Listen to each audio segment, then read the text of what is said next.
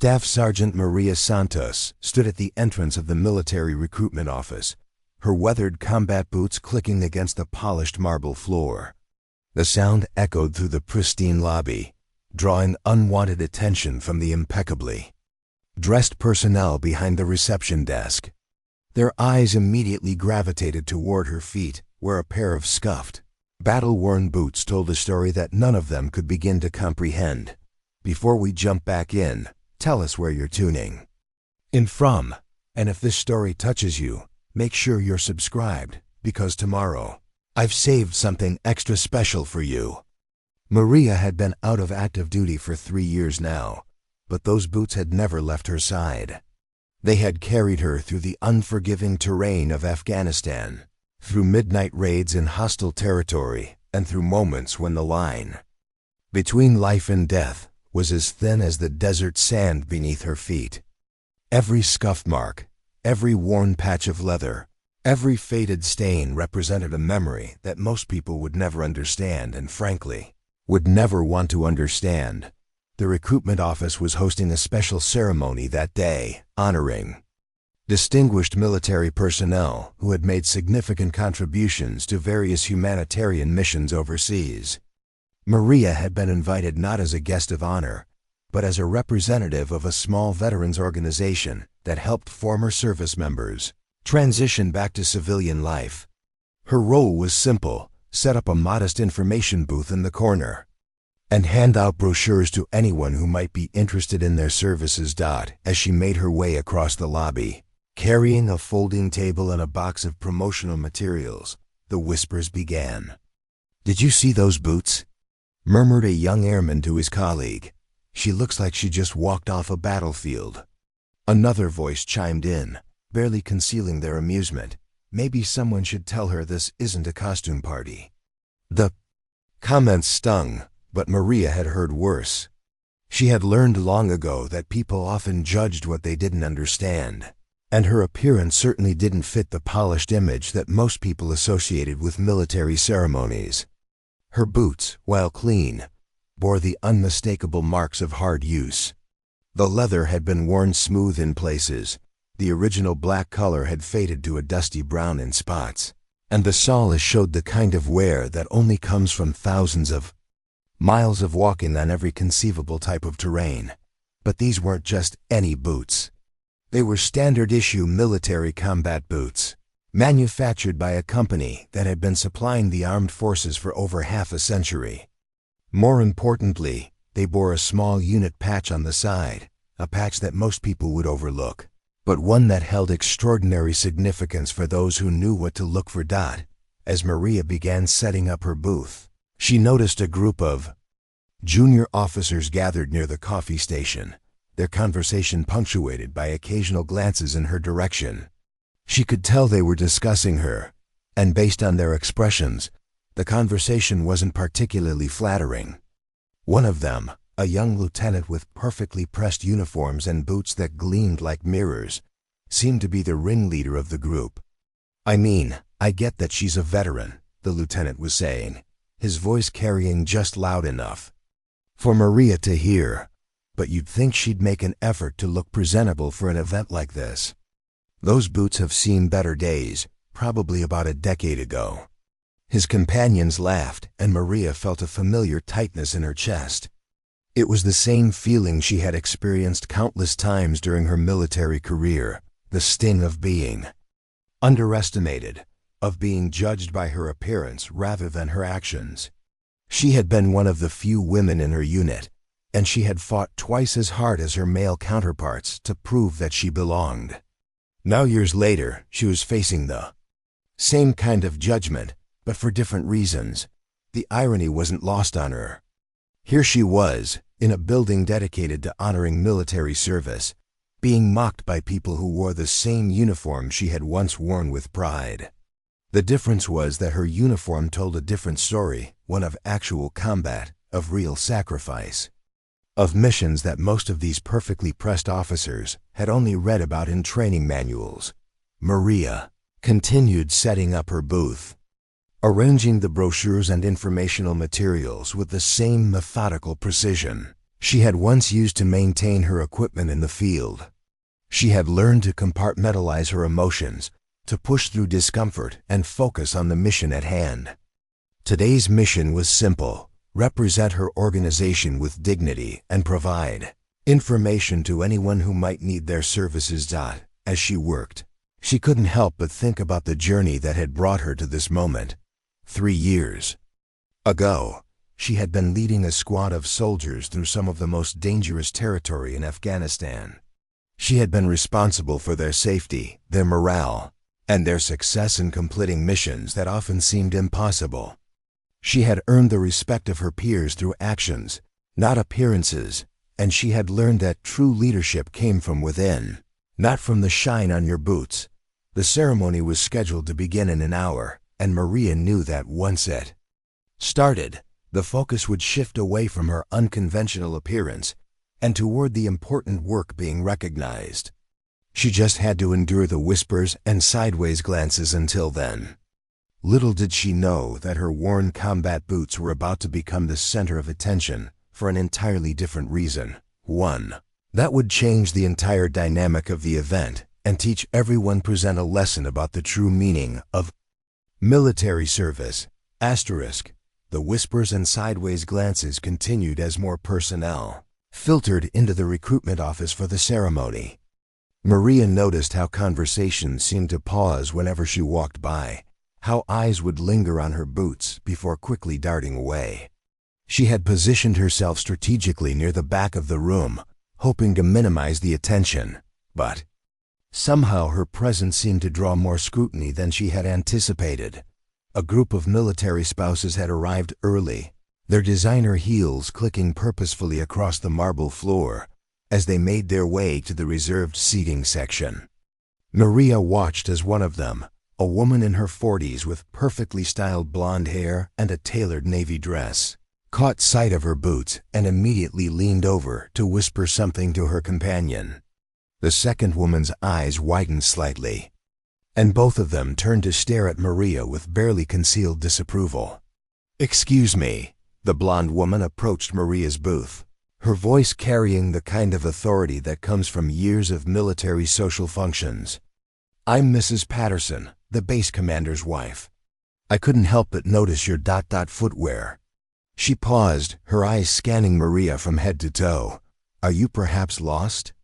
This is a formal military ceremony, not a recruitment drive for homeless veterans." The words hit Maria like a physical blow. She had faced enemy fire. She had navigated through minefields. She had watched friends die in her arms, but somehow this woman's casual cruelty cut deeper than any of those experiences. The assumption that she was homeless, that she was somehow less worthy of being in this space, revealed a level of ignorance that Maria found almost incomprehensible. "I'm Staff Sergeant Santos," Maria replied, her voice steady despite the anger building inside her. "I'm here representing the Veterans Transition Network. We were invited to participate in today's ceremony." Mrs. Patterson's expression didn't soften. If anything, she seemed more determined to make her point. "Well, Staff Sergeant, I think you'll find that military ceremonies have certain standards of appearance.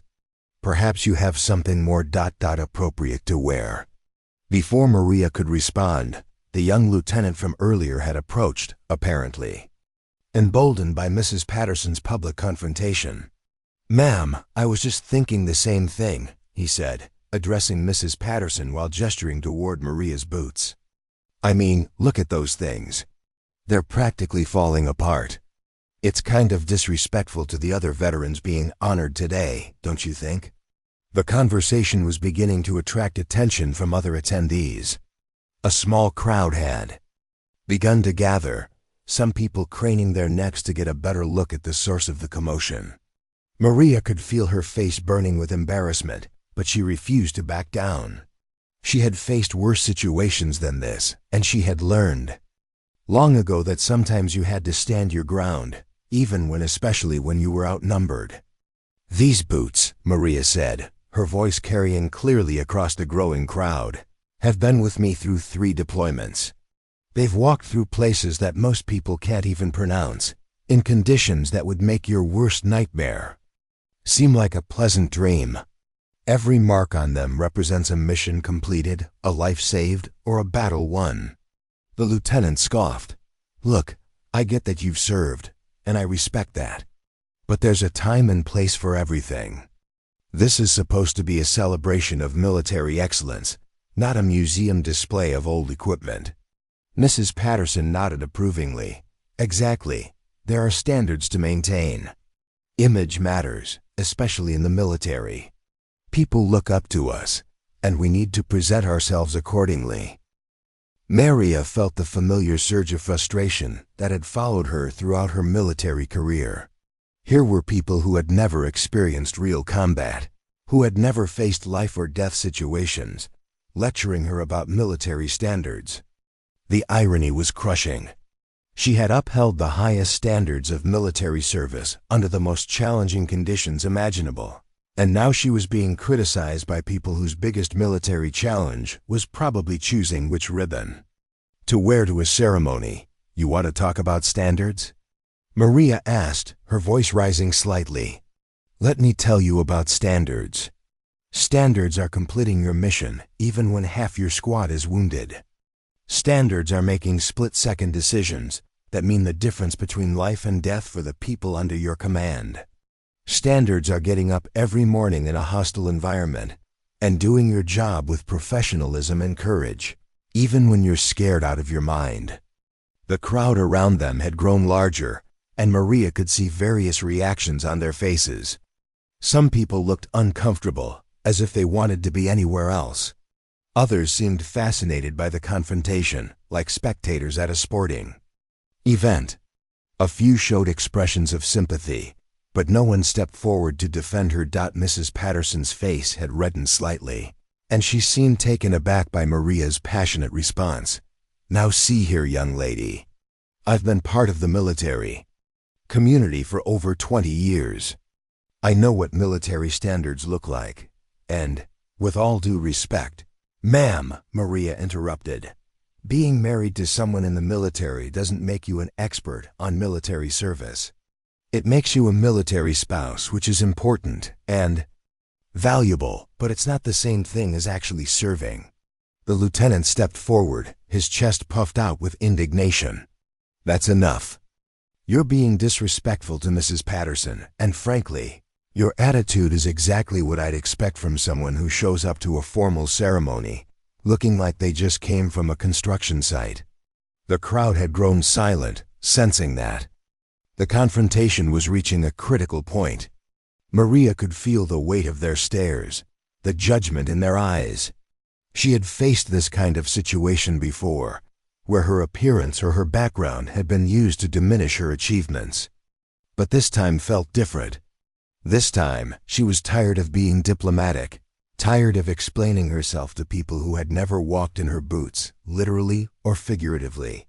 Just as she was about to respond, the sound of heavy footsteps echoed through the lobby, and the crowd began to part. Someone important was approaching, and the entire dynamic of the confrontation was about to change in ways that none of them could have predicted. The heavy footsteps belonged to Colonel James Morrison, the base commander himself. He was a tall, imposing figure with silver hair and the kind of presence that commanded attention without requiring words. His dress uniform was impeccable, adorned with ribbons and medals that spoke of decades of distinguished service. As he approached the crowd that had gathered around Maria's booth, conversations died mid-sentence, and people instinctively straightened their posture. "What seems to be the problem here?" Colonel Morrison asked, his voice carrying the authority of someone accustomed to having his questions answered immediately and honestly. Mrs. Patterson stepped forward, her confidence apparently restored by her husband's presence.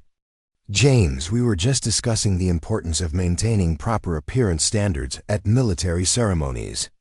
I was trying to help this young woman understand that her choice of footwear might not be entirely appropriate for today's event." The colonel's eyes moved to Maria's boots, and for a moment, his expression was unreadable. Maria braced herself for another lecture about military appearance standards. Another reminder that she didn't fit the polished image that people expected. She had endured enough humiliation for one day, and she was preparing to gather her materials and leave. Dignity intact but spirit bruised. But instead of criticism, something unexpected happened. Colonel Morrison's eyes narrowed slightly as he focused on Maria's boots, specifically on the small unit patch that was barely visible on the side. His expression changed from casual interest to intense concentration, and then to something that looked almost like recognition. "Staff Sergeant Santos," he said, reading the name tag on her uniform. "May I ask where you served?" "Afghanistan." "Sir, 3 deployments between 2018 and 2021. And your unit?" Maria straightened slightly, pride evident in her voice despite the difficult circumstances. "1st Battalion, 75th Ranger Regiment, sir." The effect of those words on Colonel Morrison was immediate and dramatic. His entire demeanor shifted, his casual authority replaced by something much more serious and respectful. The crowd around them sensed the change in atmosphere, though most of them didn't understand what had just happened. "The 75th Rangers," Colonel Morrison repeated, his voice carrying a tone of reverence that hadn't been there before. "You served with the Rangers?" "Yes, sir. I was a squad leader." Colonel Morrison stepped closer, his eyes now fixed on the small unit patch on Maria's boots. "That patch," he said, pointing to the barely visible insignia, "that's not just any unit patch. That's the distinctive unit insignia of the 75th Ranger Regiment. And unless I'm very much mistaken, those aren't just any combat boots." The crowd had gone completely silent. Even Mrs. Patterson seemed to sense that something significant was happening, though she couldn't quite grasp what it was. "Sir?" Maria asked, uncertain about where this conversation was heading. "Staff Sergeant, those boots have been places that most people in this room can't even imagine. The 75th Rangers don't just serve in Afghanistan, they serve in the most dangerous, most challenging missions that our military undertakes. They're special operations forces, elite soldiers who volunteer for the missions that other units can't or won't do." Colonel Morrison turned to address the crowd, his voice carrying clearly across the lobby. "For those of you who might not be familiar with the 75th Ranger Regiment, let me explain what you're looking at. The Rangers are an elite light infantry unit that specializes in direct action raids, airfield seizures, special reconnaissance, and personnel recovery missions. They're some of the most highly trained, most disciplined soldiers in the entire United States Army." He paused, letting that information sink in before continuing. "The Rangers have a saying, 'Rangers lead the way.' It's not just a motto, it's a way of life. When other units need someone to go first, to take the most dangerous path, to complete the mission that seems impossible, they call the Rangers." Maria felt a mixture of pride and embarrassment. She had never wanted to be the center of attention, especially not in this way. But she could see the faces in the crowd changing as Colonel Morrison spoke, understanding beginning to dawn on some of them. "The selection process for the Rangers is brutal," Colonel Morrison continued. "The training is designed to break you down and build you back up. The missions are the kind that most people only see in movies. And the casualty rates, well, let's just say that serving with the Rangers requires a level of courage and commitment that most of us can only admire from a distance." He turned back to Maria, his expression now one of genuine respect. "Staff Sergeant, would you mind telling us about those boots? Not just where they've been, but what they represent?" Maria hesitated. She had never been comfortable talking about her service, especially not in front of crowds. The experiences she had lived through felt too personal, too raw to share with strangers. But something in Colonel Morrison's expression encouraged her to continue. "These boots," she began, her voice quiet but steady, "they've been with me through 73 combat missions. They've walked through villages where children had never seen an American soldier before. They've carried me through firefights where the outcome was never certain. They've stood guard during 12-hour watches in temperatures that ranged from below freezing to over 120 degrees. The crowd was hanging on every word, their earlier judgment replaced by fascination and growing respect. They've been through 3 IED explosions, countless mortar attacks, and more midnight raids than I care to count. They've walked through places where every step could be your last, where the difference between life and death often came down to preparation, training, and the people standing next to you. Colonel Morrison nodded approvingly. And that unit? Patch, Staff Sergeant? Tell them about that patch. Maria looked down at the small patch on her boots, a piece of fabric that had weathered the same storm she had. To most people, it would look like nothing more than a faded insignia, barely noticeable unless you knew what to look for. But to those who understood its significance, it represented something far more profound than mere military service. This patch, Maria said, her voice gaining strength as she spoke, isn't something you can just buy at a military surplus store. It's not something you get for completing basic training or even for serving overseas. This patch is earned through blood, sweat, and sacrifice that most people can't comprehend. She paused, looking around at the faces in the crowd. The jeering expressions had been replaced by attention, curiosity, and in some cases, what appeared to be the beginning of respect. The 75th Ranger Regiment has a tradition, she continued. When you complete a particularly difficult mission, when you've proven yourself under the most extreme circumstances, your unit commander can authorize the attachment of this patch to your equipment. It's not an official regulation, it's a brotherhood tradition that goes back decades. Colonel Morrison stepped forward, his voice filled with reverence. Staff Sergeant, would you mind sharing the story of how you earned that patch?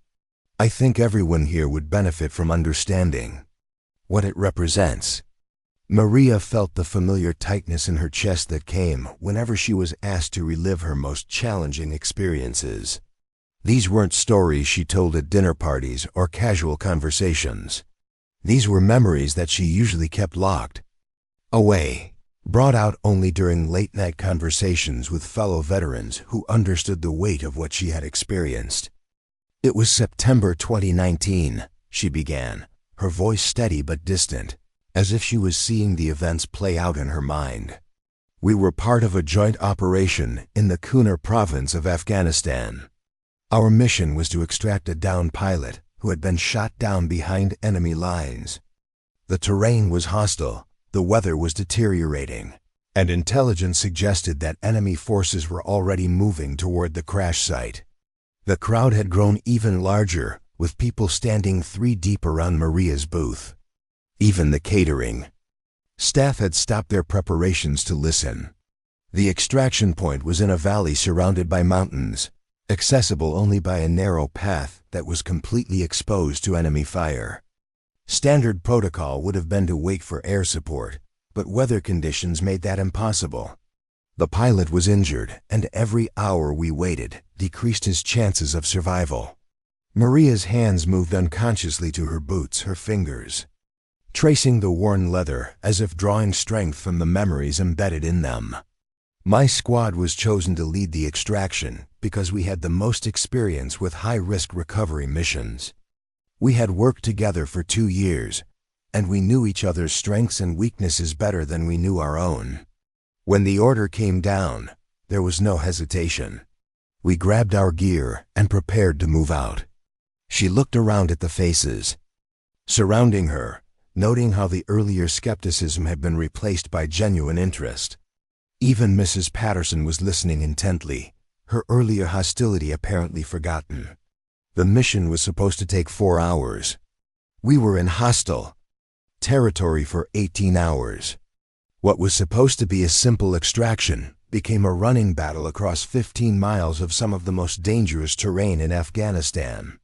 We faced enemy fire from multiple directions, navigated through areas that hadn't been properly mapped, and dealt with equipment failures that could have been catastrophic. Colonel Morrison nodded knowingly. The kind of mission that tests every aspect of your training and character. Exactly, sir. About 6 hours into the mission, we located the pilot.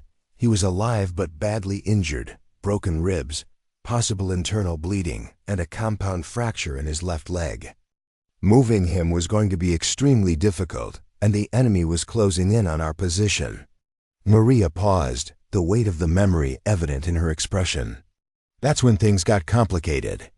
Our extraction route had been compromised, and we were taking fire from 3 different directions. We had to find an alternative route out of the valley, but that meant crossing terrain that was even more dangerous than what we had already navigated. What did you do? Someone in the crowd asked. We adapted, Maria replied simply. That's what Rangers do. We carried the pilot in shifts, using techniques we had practiced countless times but never under these conditions. We moved through the night, using night vision equipment and relying on our training to avoid enemy patrols that were actively hunting us. She looked down at her boots again, and for a moment, the crowd could see the young soldier she had been, facing impossible odds with nothing but her training and her determination to bring everyone home safely. The hardest part wasn't the physical challenge, it was the responsibility. I was the squad leader, which meant that every decision I made affected not just my own safety, but the safety of 5 other soldiers and the pilot we were trying to save. Every choice about which route to take, when to stop for rest, how to respond to enemy contact, all of those decisions could mean the difference between life and death for 7 people. Colonel Morrison stepped closer, his expression grave. And did everyone make it out? Maria's face lit up with a smile that transformed her entire appearance. Yes, sir. All 7 of us made it to the extraction point. The pilot was evacuated to a medical facility and made a full recovery. My squad returned to base without a single casualty. The crowd erupted in spontaneous applause, but Maria held up her hand to quiet them. The mission's success wasn't just about my leadership or my squad's individual skills. It was about the training we had received, the preparation we had done, and the trust we had built with each other over months of working together. No one person wins a mission like that. It's a team effort. But you led that team, Colonel. Morrison said firmly. You made the decisions that brought everyone home. And that patch on your boots represents not just your individual courage, but your ability to lead others under the most extreme circumstances imaginable. Preparing and narrating this story took us a lot of time, so if you are enjoying it, subscribe to our channel. It means a lot to us. Now back to the story. The applause died down, but the atmosphere in the lobby had completely transformed. Where there had been whispers and judgment, there was now respectful attention. Where there had been dismissive glances, there were now looks of admiration and curiosity. Maria could feel the shift in the room, but she also sensed that Colonel Morrison wasn't finished with his questioning. Staff Sergeant, the Colonel continued, I suspect that patch represents more than just that single mission. The 75th Rangers don't authorize unit patches lightly. Would you mind sharing what else those boots have been through? Maria hesitated. She had already shared more than she typically would with strangers, but there was something about Colonel Morrison's approach that made her feel safe to continue. He wasn't asking for war stories or dramatic tales. He was asking for the truth about what military service really meant. Those boots have been through a lot more than one mission, sir, she admitted. Over 3 deployments. They've been part of operations that I can't discuss in detail due to classification levels.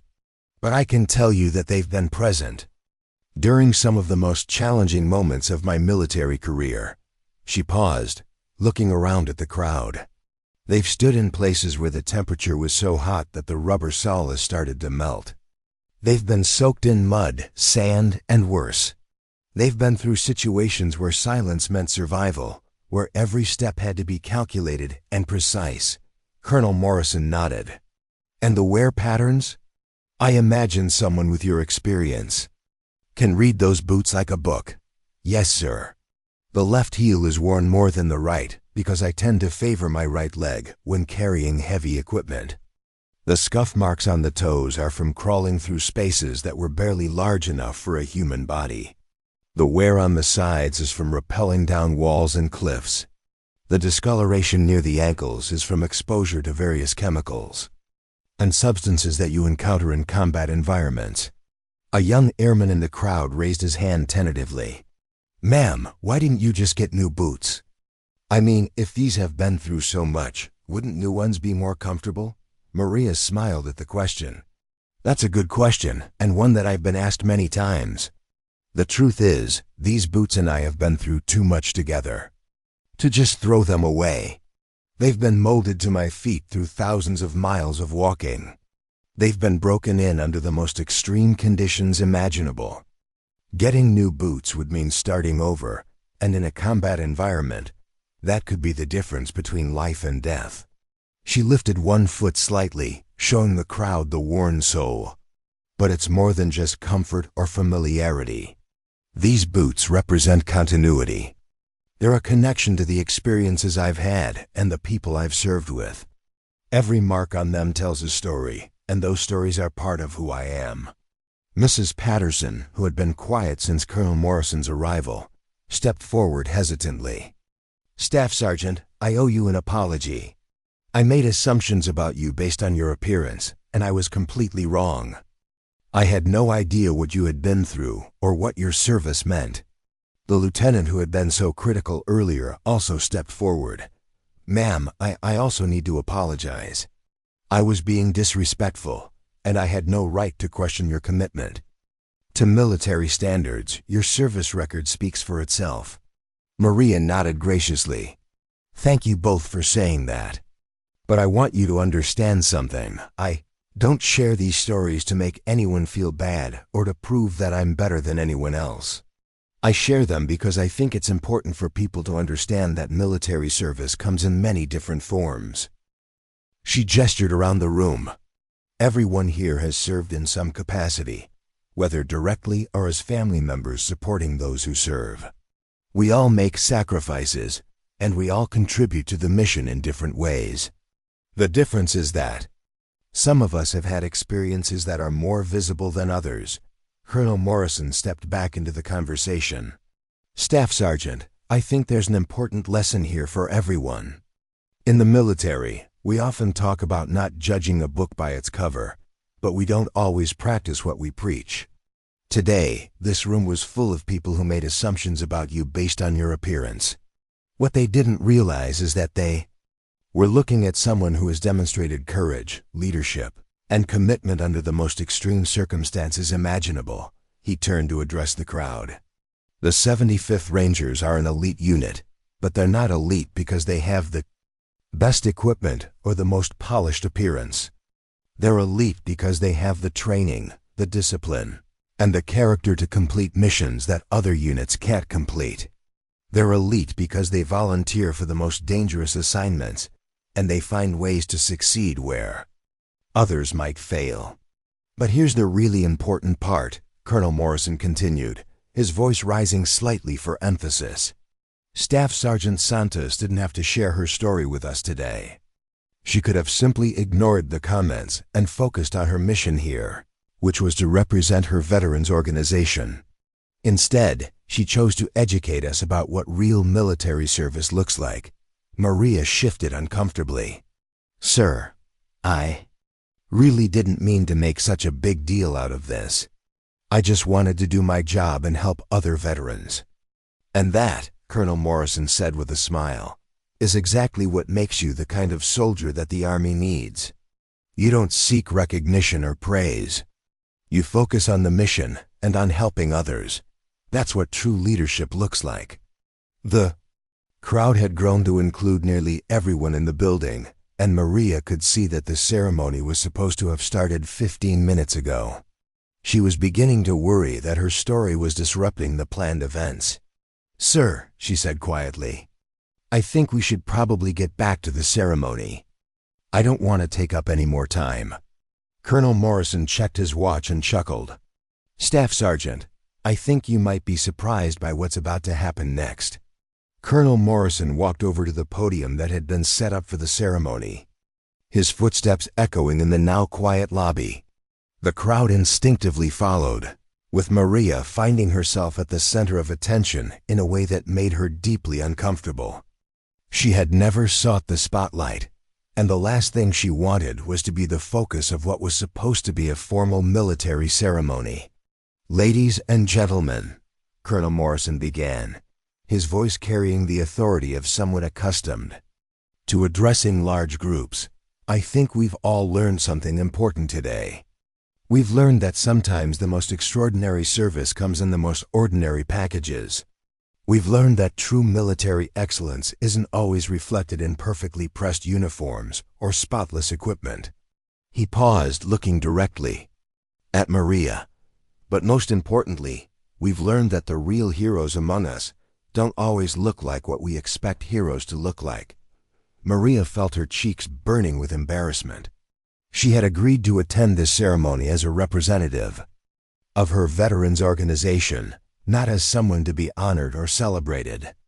All she wanted was to fade into the background and let the planned events proceed as scheduled. "Staff Sergeant Santos," Colonel Morrison continued, "I have a confession to make. When I received the invitation list for today's ceremony, I specifically requested that you be invited.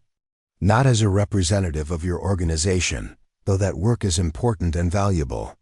I requested that you be invited because I wanted to personally thank you for your service."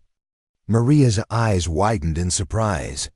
"Sir, you see, I've been following your story for some time now. The mission you described today, the pilot extraction in Kunar Province, that wasn't just any mission. That pilot was my nephew, Lieutenant Michael Morrison.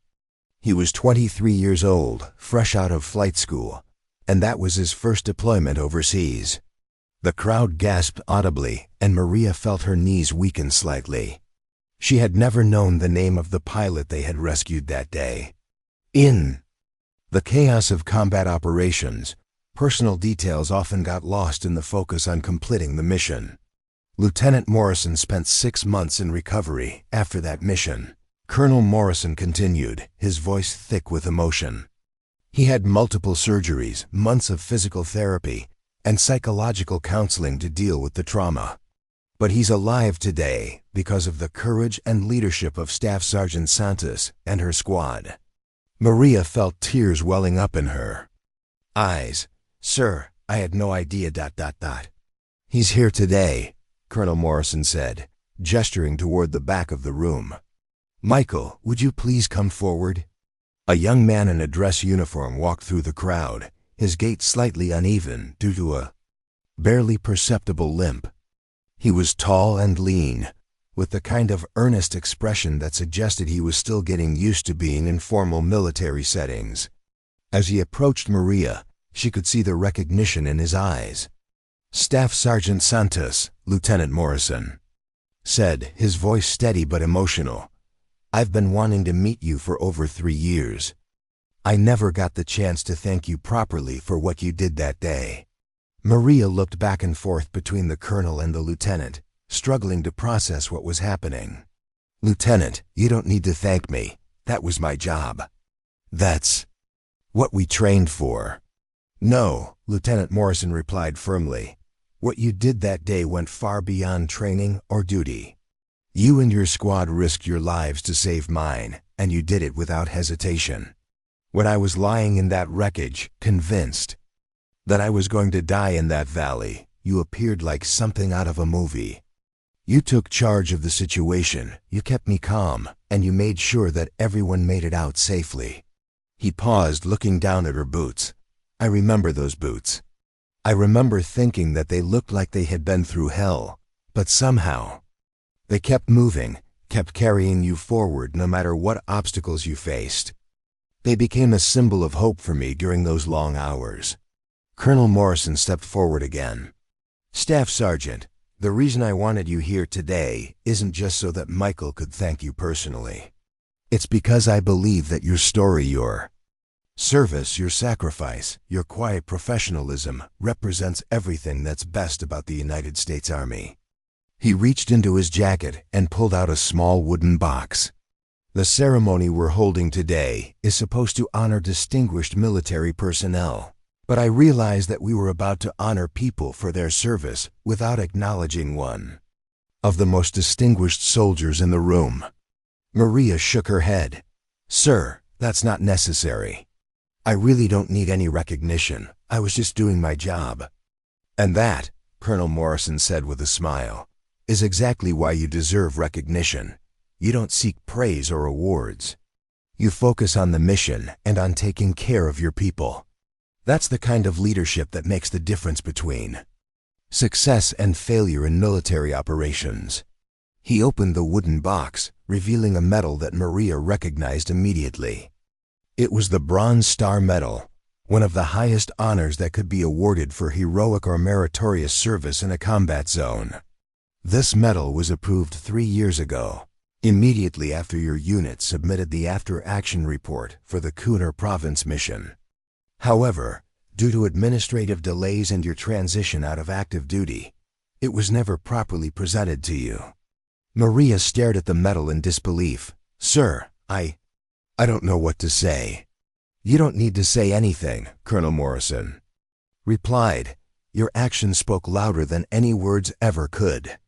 This medal represents not just your individual courage, but your ability to lead others under the most extreme circumstances. It represents the fact that because of your leadership, 7 people came home safely that day. The crowd watched in respectful silence as Colonel Morrison removed the medal from its box. Staff Sergeant Maria Santos, by order of the Department of the Army, you are hereby awarded the Bronze Star Medal for exceptionally meritorious service in connection with military operations against an armed enemy. Your distinctive accomplishments are in keeping with the finest traditions of military service and reflect great credit upon yourself, your unit, and the United States Army. As he pinned the medal to Maria's uniform, the entire room erupted in applause. But this time, it wasn't just polite ceremony applause. It was genuine respect and admiration from people who now understood what they were witnessing. Lieutenant Morrison stepped forward and saluted Maria crisply. Staff Sergeant, it's an honor to serve in the same army as you. Maria returned the salute, tears now flowing freely down her cheeks. The honor is mine, Lieutenant. I'm just glad you made it home safely. The crowd continued to applaud, and Maria noticed that several people were wiping away tears of their own. Mrs. Patterson approached hesitantly, her earlier hostility completely gone. Staff Sergeant Santos, she said quietly, I owe you more than an apology. I owe you my respect and my gratitude. I had no idea what you had been through or what your service meant. I'm truly sorry for my behavior earlier. Maria nodded graciously. Mrs. Patterson, thank you for saying that. But I hope you understand that I don't share these stories to make anyone feel bad. I share them because I think it's important for people to understand that military service comes in many different forms, and we can't always judge someone's worth by their appearance. The young lieutenant who had been so critical earlier also approached, his face flushed with embarrassment. Ma'am, I don't even know how to apologize for what I said earlier. I was completely out of line, and I'm ashamed of my behavior. Lieutenant, Maria said firmly but kindly, you made a mistake, but that doesn't define who you are. We all make assumptions sometimes. The important thing is that you learn from this experience and remember it the next time you're tempted to judge someone based on their appearance. Colonel Morrison stepped back to the podium. I think Staff Sergeant Santos has given us all a valuable lesson today. She's shown us that true military excellence isn't about having the shiniest boots or the most perfectly pressed uniform. It's about having the courage to do what's right, even when it's difficult. It's about putting the mission and your people ahead of your own comfort or safety. And it's about maintaining your professionalism and dignity, even when others are questioning your worth. He looked around the room at the assembled crowd. Today was supposed to be a ceremony honoring distinguished military personnel, but I think We've all been honored by Staff Sergeant Santos's presence here. She's reminded us what it really means to serve with distinction. The formal portion of the ceremony concluded with renewed appreciation for military service. But as people began to mingle and the initial shock of the revelation settled, Maria realized that the real impact of the day's events was just beginning to unfold. As the formal ceremony concluded and people began to mingle, Maria found herself surrounded by individuals who wanted to hear more about her experiences. The transformation in the room was remarkable. Where there had been whispers and judgment, there was now genuine curiosity and respect. People who had been criticizing her appearance an hour earlier were now asking thoughtful questions about military service and thanking her for her sacrifice. Young female airmen approached Maria's booth, her eyes fixed on the worn combat boots. That had started the entire conversation. "Ma'am, I'm Airman First Class Rodriguez. I'm about to deploy overseas for the first time, and I have to admit, I'm pretty nervous about it. Do you have any advice?" Maria looked at the young woman, seeing herself from years earlier eager, nervous, and trying to project confidence while secretly wondering if she was really ready for what lay ahead. "What's your biggest concern about the deployment?" "Honestly, I'm worried about whether I'll be able to handle the pressure. I've done all the training, I've studied the procedures, but I keep wondering what will happen when things get real." Maria nodded thoughtfully. "That's a completely normal concern, and the fact that you're thinking about it shows that you're taking your responsibilities seriously. The truth is, you'll never know how you'll react under pressure until you're actually in that situation. But here's what I've learned. The training you've received isn't just about learning procedures. It's about building the mental and emotional foundation that will carry you through difficult moments." She gestured to her boots. "These boots have been through situations that I never could have imagined when I was first starting out. But they carried me through because they were properly prepared, just like you've been prepared through your training." Airman Rodriguez nodded, but Maria could see that she was still apprehensive. "Ma'am, what if I make a mistake? What if I let my team down?" "You probably will make mistakes," Maria said with a gentle smile. "I certainly did. The key is to learn from them and to remember that everyone on your team is there to support each other. Military service isn't about individual perfection, it's about collective success." Colonel Morrison had been listening to the conversation and stepped forward. "Airman Rodriguez, I think Staff Sergeant Santos has given you excellent advice. But I'd like to add something. The fact that you're asking these questions shows that you have the right mindset for military service. You're thinking about your responsibilities to your team, not just your own safety or comfort." A middle-aged man in civilian clothes approached the group. "Excuse me, I'm sorry to interrupt. I'm David Chun, and I'm a reporter with the local newspaper. I've been covering military stories for 15 years, and I've never seen anything quite like what happened here today. Would you be willing to talk to me about your service?" Maria hesitated. She had never been comfortable with media attention, and she certainly hadn't expected to become news when she woke up that morning. "I'm not sure that's necessary, Mr. Chun. I was just doing my job." "With respect, Staff Sergeant, that's exactly why this story needs to be told. There are thousands of veterans in our community who have served with distinction, but their stories often go untold. What happened here today, the way people's perceptions changed when they learned about your service, that's something that people need to understand." Lieutenant Morrison stepped forward. "Amen. If I may, I think Mr. Chun has a point.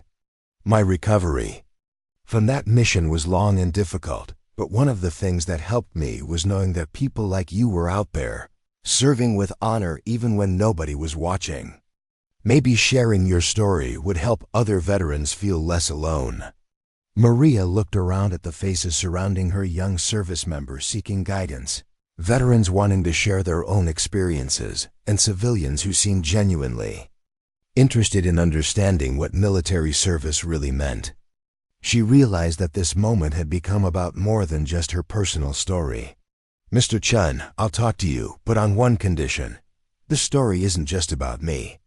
It's about all the veterans who are struggling to transition back to civilian life, and it's about the importance of not judging people based on their appearance or their circumstances." "Absolutely," Mr. Chun agreed. "That's exactly the angle I want to take." Mrs. Patterson approached the group, looking somewhat sheepish. "Staff Sergeant, I hope you don't mind, but I've been thinking about what happened here today. I realize that I've probably made similar assumptions about other veterans, and I want to do something to help." "What do you have in mind, Mrs. Patterson?"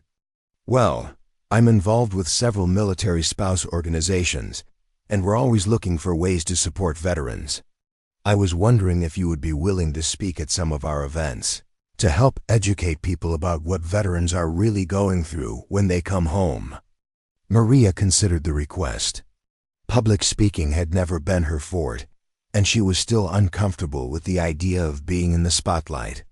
But she was beginning to understand that her story might have value beyond her own personal experience. "I'd be willing to consider it, Mrs. Patterson, but I'd want to make sure that the focus is on helping veterans, not on making me look like some kind of hero." "Of course," Mrs. Patterson replied. "The goal would be to help people understand that veterans come in all shapes and sizes, and that their service takes many different forms. Sometimes the most important battles are the ones that happen after they come home." A young staff sergeant who had been listening quietly stepped forward. "Ma'am, I hope you don't mind me asking, but how do you deal with the transition back to civilian life? I'm getting ready to leave the military, and I'm honestly not sure how I'm going to fit in." Maria looked at the young man, recognizing the uncertainty in his eyes. "It's challenging," she said honestly. "The skills and experiences that make you valuable in the military don't always translate directly to civilian careers. People don't always understand what you've been through or what you're capable of." She gestured to her boots again. "But here's what I've learned. Those experiences, even the difficult ones, are part of who you are. They've shaped your character, your work ethic, and your ability to handle pressure. The key is finding ways to apply those strengths in civilian settings." Colonel Morrison nodded approvingly. "Staff Sergeant Santos has touched on something important. The military teaches you skills that are valuable in any environment: leadership, teamwork, problem-solving under pressure, attention to detail. The challenge is learning how to communicate those skills to civilian employers who may not understand military experience." "That's exactly what our organization tries to help with," Maria said, gesturing to the brochures on her table. "We work with veterans to help them identify their transferable skills and find career paths that make use of their military experience." The conversation continued for another hour, with more people joining the discussion and sharing their own stories and concerns. Maria found herself in the unexpected role of mentor and counselor, helping other veterans and service members navigate the challenges of military life and civilian transition. As the afternoon wore on, she realized that the humiliating experience of being criticized for her appearance had transformed into something much more meaningful: an opportunity to educate people about the reality of military service and to help other veterans feel less alone in their struggles. As the crowd began to thin out, Maria found herself in a quiet corner of the lobby with Colonel Morrison, Lieutenant Morrison, and a few other individuals who had been deeply affected by the day's events. The formal ceremony had ended, but the real impact of what had happened was just beginning to unfold. "Staff Sergeant," Colonel Morrison said thoughtfully, "I've been thinking about what happened here today, and I believe we've witnessed something that goes far beyond a simple misunderstanding about military appearance standards." Maria looked up from organizing her materials. "What do you mean, sir?" "I think what happened here today is a perfect example of how easy it is for people to make assumptions about others, especially when they don't understand the full context of someone's experiences. You walked into this room looking like any other veteran, but you were carrying with you experiences that most people can't even imagine. Lieutenant Morrison nodded in agreement. When I was recovering from my injuries, I spent a lot of time thinking about the disconnect between how people perceive military service and what it actually involves.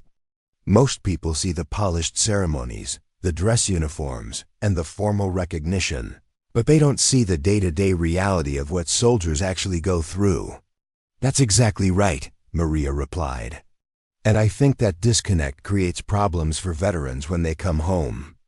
People have expectations about what a veteran should look like or how they should behave, and when reality doesn't match those expectations, it can lead to misunderstandings and even discrimination. A social worker who had been listening to the conversation stepped forward. I work with homeless veterans, and I see this dynamic all the time. People make assumptions about why someone is homeless, and they often don't consider that the person might be dealing with combat trauma, physical injuries, or other service-related challenges. That's a crucial point, Colonel Morrison said. The military does an excellent job of training people for combat and deployment, but the transition back to civilian life can be incredibly difficult. Veterans often struggle with issues that civilians don't understand, and they may not know how to access the help they need. Maria thought about her own transition experience. When I first got out of the military, I felt like I was speaking a different language than everyone else. The experiences I had, the skills I had developed, the way I approached problems, none of it seemed to translate to civilian life. I was fortunate to find an organization that understood what I was going through, but not everyone is that lucky. Which is why what happened here today is so important, the social worker continued. You showed people that their assumptions about what a veteran looks like or how they should behave might be completely wrong. That lesson could change how people interact with veterans in the future. A young college student who had been working as a volunteer at the ceremony approached the group. I'm sorry to interrupt, but I've been listening to your conversation, and I wanted to share something. I'm studying psychology, and I'm interested in working with veterans when I graduate. What I saw today has really opened my eyes to how important it is to understand the full context of someone's experiences before making judgments about them. Maria smiled at the young woman. That's exactly the kind of perspective that will make you effective in working with veterans. Too many people try to help without really understanding what veterans have been through or what they need. Can I ask you something? The student continued. How do you think we can better educate people about what military service really involves? Especially the parts that aren't visible in ceremonies like this. That's a great question, Maria replied. I think it starts with storytelling. Veterans need to be willing to share their experiences, even the difficult ones, so that people can understand what military service actually means. But it also requires civilians to be willing to listen without judgment and to recognize that their preconceptions might be wrong. Colonel Morrison stepped forward. I think there's also an institutional responsibility here. The military does a good job of preparing people for service, but we need to do better at preparing them for the transition back to civilian life. And we need to do better at educating the civilian community about what veterans have experienced and what they need. The other thing that struck me about today, Lieutenant Morrison added, is how quickly people's attitudes changed once they understood the full story. The same people who were criticizing Staff Sergeant Santos's appearance were applauding her service just an hour later. That suggests that most people are willing to change their minds when they're given accurate information. Maria nodded. That's encouraging, but it also means that we have a responsibility to provide that education. We can't just expect people to understand military service intuitively. We need to help them understand what it involves and why it matters. The social worker looked thoughtful. I think what you're describing is the need for a cultural shift in how we think about military service. Instead of focusing on the ceremonial aspects, we need to focus on the human aspects, the challenges, the sacrifices, and the ongoing impact of service on veterans' lives. Exactly, Maria agreed. And that includes recognizing that veterans are not all the same.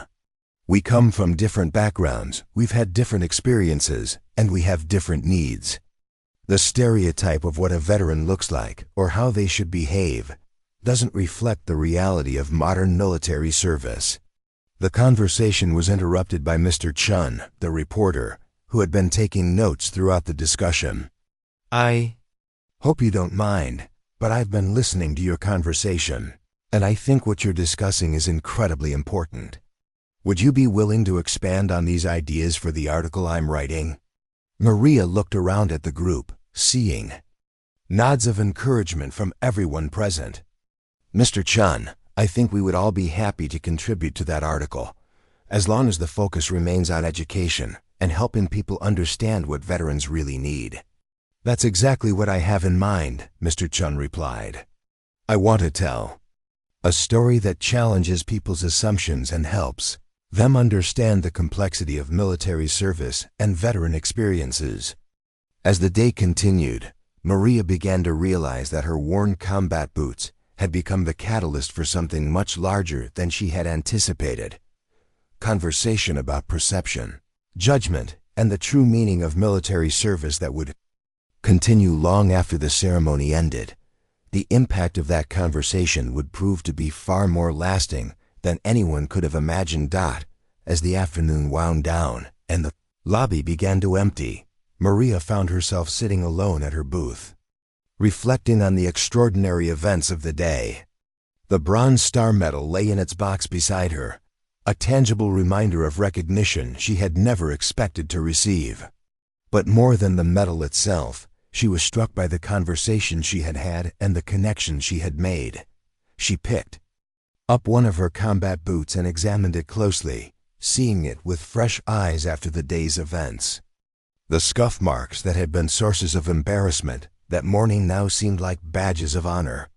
Each worn patch of leather represented not just a mission completed, but a moment when she had chosen to push forward despite fear, uncertainty, or physical discomfort.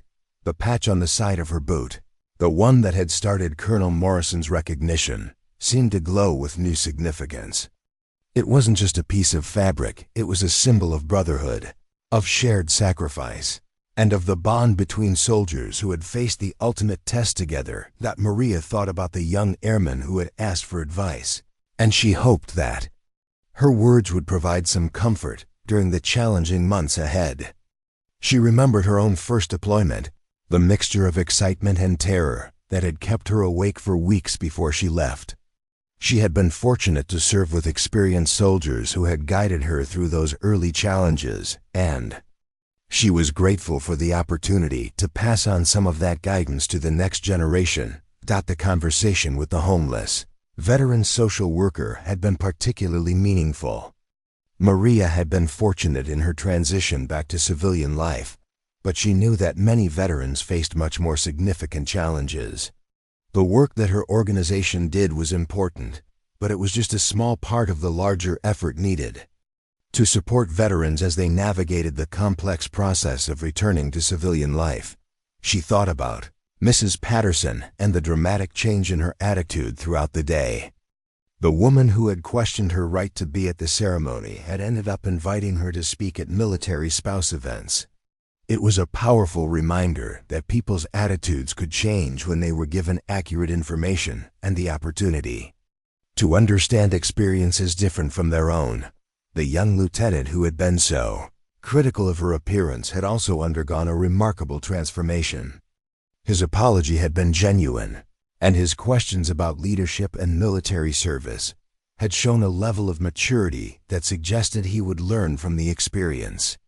Maria hoped that he would remember the lesson when he encountered other veterans who didn't fit his preconceptions.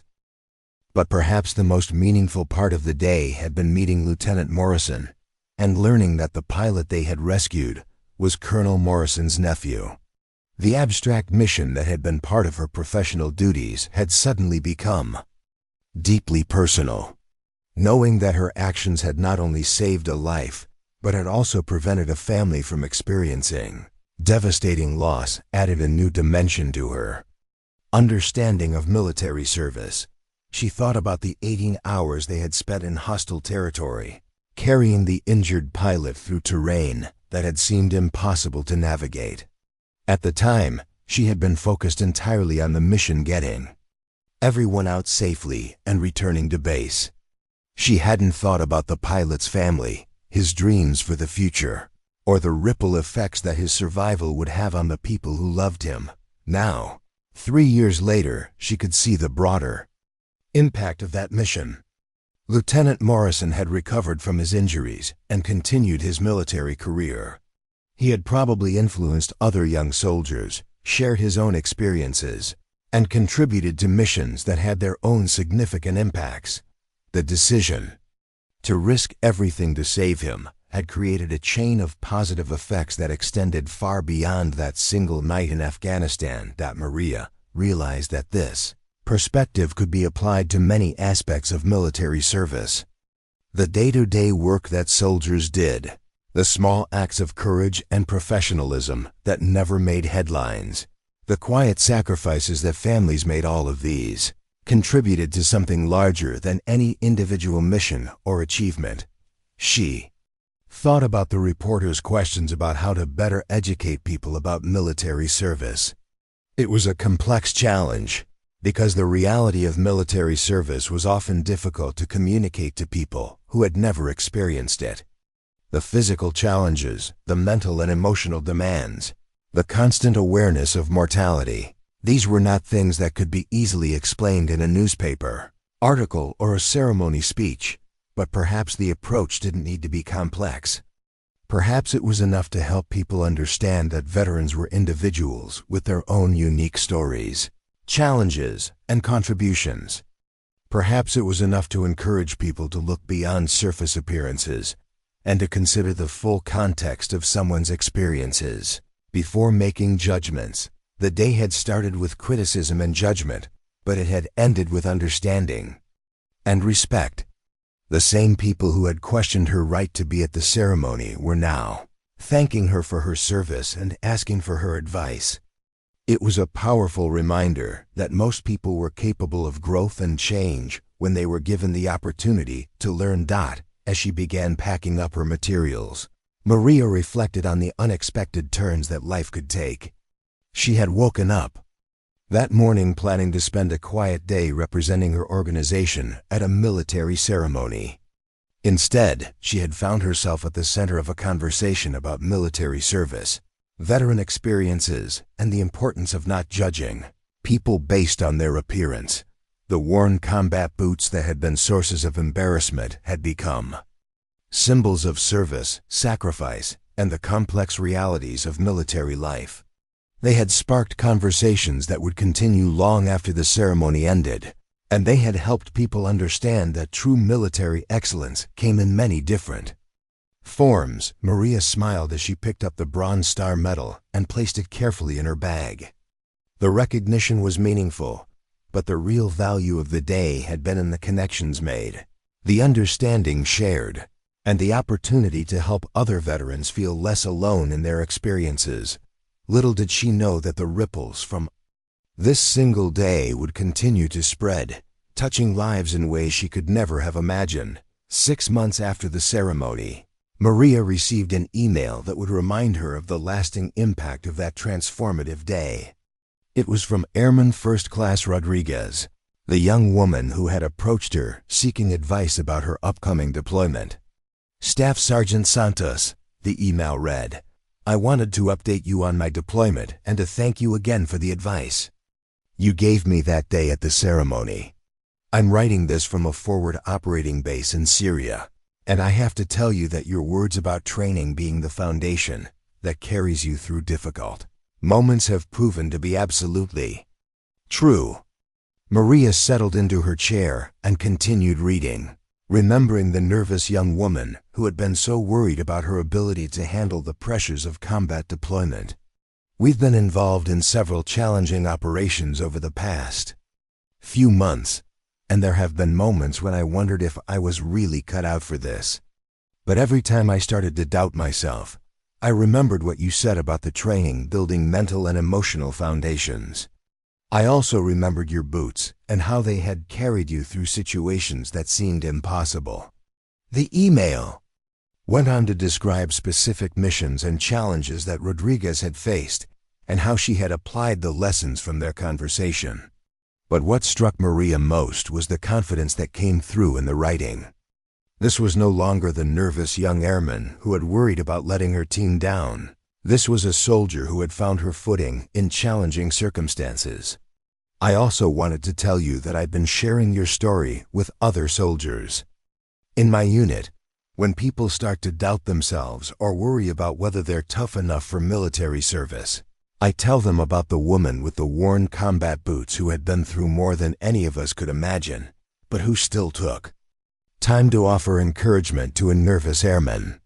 Maria felt a warm sense of satisfaction reading those words.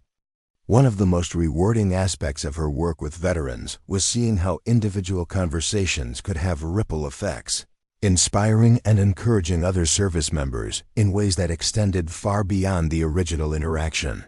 The email wasn't the only feedback she had received. Over the past 6 months, Maria had spoken at a dozen military spouse events, sharing her story and helping to educate civilian audiences about veteran experiences. The response had been overwhelmingly positive, with many people expressing gratitude for the opportunity to understand military service from a different perspective. Mrs. Patterson had become one of her strongest supporters, organizing events and helping to connect Maria with other organizations that worked with veterans.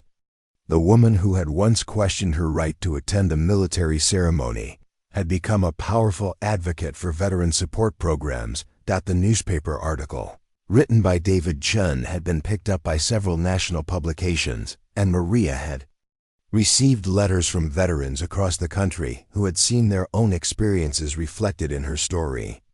Many of them had felt isolated or misunderstood in their civilian communities, and her story had helped them feel less alone.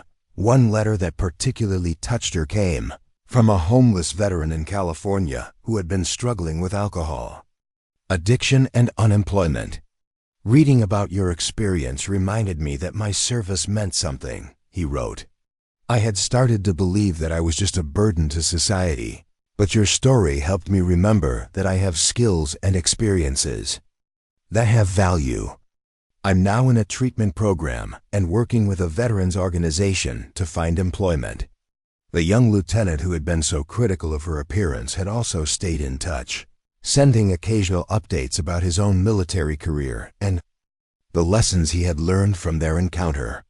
He had been assigned to a leadership position and had implemented programs to help soldiers understand the importance of not judging their peers based on appearance or background. Lieutenant Morrison had fully recovered from his injuries and had been promoted to captain. He had become an advocate for better support systems for wounded soldiers and had spoken at several military medical conferences about the importance of comprehensive care for service members who had been injured in combat. Perhaps most importantly, the Veterans Transition Network had seen a significant increase in funding and support following the publicity generated by Maria's story. The organization had been able to expand its programs and help more veterans navigate the challenging transition back to civilian life. Maria reflected on how a single day had changed so many lives, including her own. The experience had taught her that sharing her story, even when it was uncomfortable or painful, could have profound impacts on other people's lives. She had learned that vulnerability could be a source of strength, and that opening up about difficult experiences could help others feel less alone in their struggles. The worn combat boots that had started the entire chain of events still sat in her closet, still bearing the scars of 3 combat deployments. But now they served a different purpose. They were reminders of the importance of perseverance, of the value of service, and of the power of human connection. As she finished reading Rodriguez's email, Maria realized that the true measure of military service wasn't found in medals or ceremonies, but in the lasting impact that one person's actions could have on others. Her boots had carried her through dangerous missions overseas, but they had also carried her into a new mission at home helping other veterans understand that their service mattered and that they were not alone in their challenges. The ceremony that had started with judgment and criticism had become a catalyst for understanding, education, and support. It was a reminder that sometimes the most important battles are fought not with weapons, but with words, compassion, and the courage to share our stories with others. Maria smiled as she closed her laptop and looked over at her boots.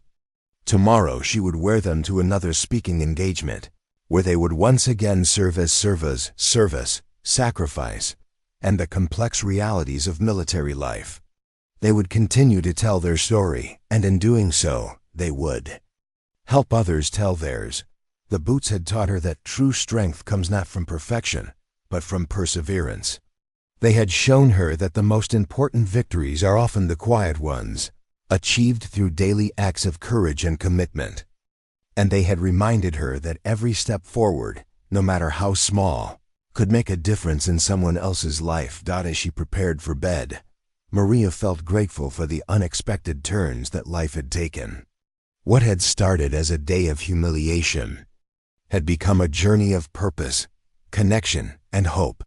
Her worn combat boots had become more than just footwear. They had become symbols of resilience, reminders of service, and catalysts for change. The story of those boots would continue to inspire others, reminding them that heroes don't always look like what we expect, and that the most important battles are often fought by ordinary people doing extraordinary things. One step at a time. Up next, you've got 2 more standout stories right on your screen. If this one hit the mark, you won't want to pass these up. Just click and check them out.